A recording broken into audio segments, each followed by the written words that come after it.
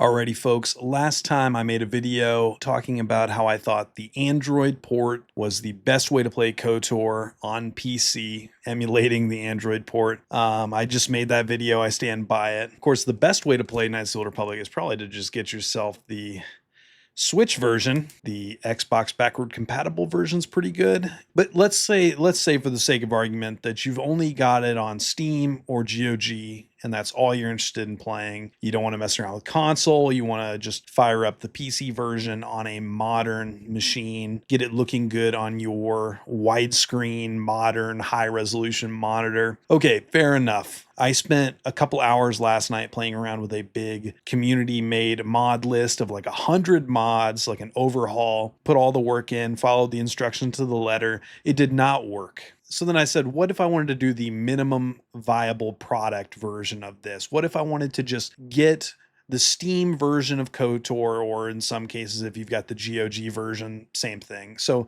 if I wanted to get it just running well with minimal bugs and performing decently enough on a modern, I'm going to assume Windows for most people. I don't really know about Linux. You know, OS, Mac OS, you've pretty much got the Spire port. So it's probably in a lot better shape than the Steam or GOG Windows version of the game. But I'm gonna talk as if this is a tutorial for the Steam version of KOTOR on a modern Windows computer, but since I think that's what most people are probably gonna have. So first of all, you're gonna want to download the KOTOR 1 Community Patch 1.10.1 from deadlystream.com, which is sort of the main hosting site for most KOTOR 1 and 2 mods and community made mod lists. So you'll want to click download this file and extract that folder. You'll also want to download Flawless Widescreen at flawlesswidescreen.org. Click download at the top, the red link, and it shows you a list of games that Flawless Widescreen supports. I've had some trouble with this tool in the past. It is not perfect, but it does work, and it works especially well for our purposes because Star Wars KOTOR 1 is supported. Knights of the Old Republic is notoriously hard to get at the proper resolution, but you can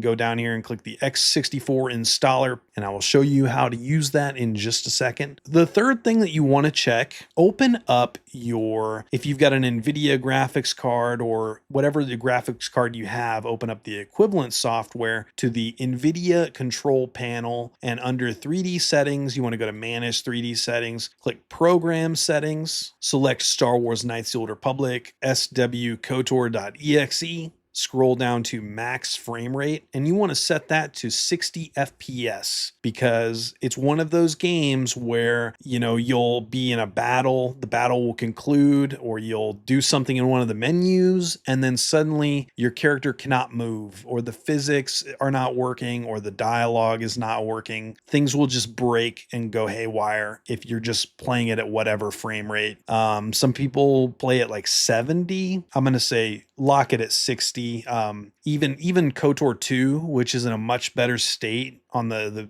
PC Steam version than KOTOR 1 is, even KOTOR 2, you kind of have to lock it to 60 FPS to get it to run as you want it to run its best, look great, and also have the physics not breaking on you. When all is said and done with this, you may want to go into your graphics setting in KOTOR itself and turn on VSync, because I did notice a lot of minor screen tearing in the game after this whole process is said and done. You may not notice any of that. Maybe your monitor has a refresh rate that it, you know, plays more nicely with all this stuff than mine did. Mine has a refresh rate of like 180 or 185 hertz, and playing the game on 60 FPS, there was some screen tearing when I would move the camera. Okay, you've done a clean installation of Star Wars Knights of the Old Republic on Steam or GOG. You don't want to spend hours fussing with a long mod list of 100 different mods you have to download individually and take 2 hours, and then, you know, follow all these detailed instructions and then just have it not work when all is said and done and get very frustrated and then just not play the game. You want to get right to enjoying the game. You want to play Knights of the Old Republic, the game that you remember loving. Was it 23 years ago this game came out? You want to just hop right into the action on Steam and enjoy it on your gaming PC with your nice modern monitor and modern performance. So this is the easiest way to do that with 2 downloads. In my case, I started with the community patch first and then opened flawless widescreen, and the results were great. So go into where you saved your mod folder of the K1 community patch, run install.exe,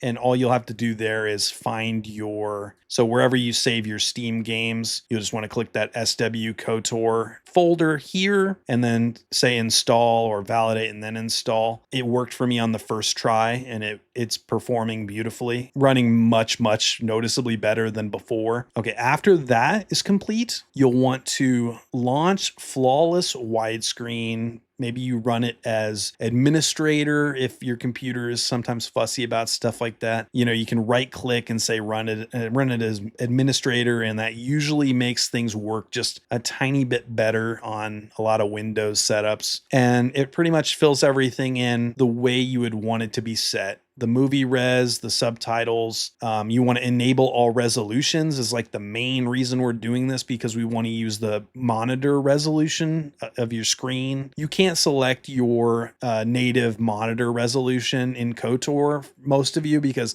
the game is very old, and so whatever your monitor resolution is was not really on anybody's radar back in 2003, 23 years ago. So this is the main thing we're doing here, really. The community patch is to fix some bugs and help performance. And here we want enable all resolutions, but we also, these other things work well. It's going to automatically detect where your game version is. This is enabling it so that it says FWS plugins, Star Wars KOTOR up here in the installed plugins on the list. It gives you some detailed instructions here, and these are crucial. Ensure you disable DPI scaling if you have that on. Start the game with the fix active. So what you'll do is you'll start the game up, then you want to set the resolution to something other than what it was set on, something other than what you want it to be. Go ahead and save that. And then what I had to do is I actually had to close the game, then open it back up again with flawless widescreen still active in the background. And then at that point, it allowed me to see all the different, the enable all resolutions. On the second time launching the game, it showed my monitor's resolution 2560 by 1440. 16 by 9 is like the standard now for display aspect ratios. Then you want to set the resolution in that list to, if you've got 2560 to 1440 or 1920 by 1080p, whichever you've got, or a 4K, whatever you got, and it'll say there will be a 60 hertz or 60 FPS option next to that. So I would say make sure you're choosing the option on screen says that has both your resolution and the 60 FPS that we targeted in our NVIDIA control panel earlier. And then your game should be looking good.